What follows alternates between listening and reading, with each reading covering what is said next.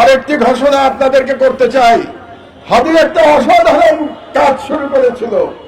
হাদি একটা কাজ পাগলা ছেলে, অসাধারণ কাজ শুরু করেছিল।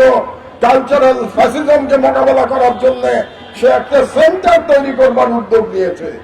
ভাবতে পারেন এই যুগে যখন তরুণেরা বই পড়া ছেড়ে দিয়েছে, তখন সেই কালচারাল সেন্টারে হাদি ঘুরে ঘুরে মানুষের কাছ থেকে বই জোগাড় করছে আগামী প্রজন্মকে উপযুক্ত করবার জন্য, ইন্টেলেকচুয়াল ফাইট করবার জন্য, কালচারাল ফ্যাসিজম মোকাবেলা করবার জন্য।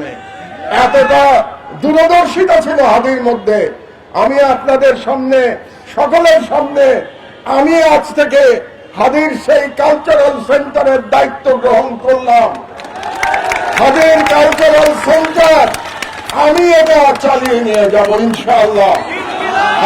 হাদির যারা সহকর্মী এখানে উপস্থিত আছে তাদেরকে আমি বলতে চাই, হাদিকে তোমরা সুস্থ হতে দাও, সেই পর্যন্ত হাদির কাজ আমি সম্পন্ন করবো ইনশাআল্লাহ।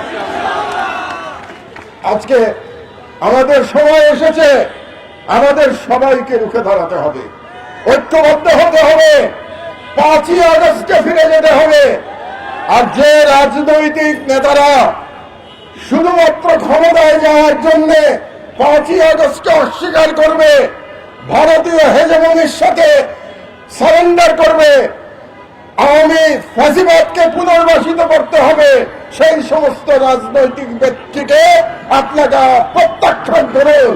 আজকে আমাদের সকলকে বলতে হবে, যে কোনো রাজনৈতিক ব্যক্তি যে সুশীলতা করবে, সুশীলের আচরণ করবে, সুশীলের আচরণের মধ্য দিয়ে বাংলাদেশে আবার ফ্যাসিবাদ কায়েম করতে চাইবে, সেই রাজনীতিকে, সেই রাজনীতি চিন্তাকে আমরা বাংলাদেশের সাধারণ জনগণ আমরা প্রত্যাখ্যান করি।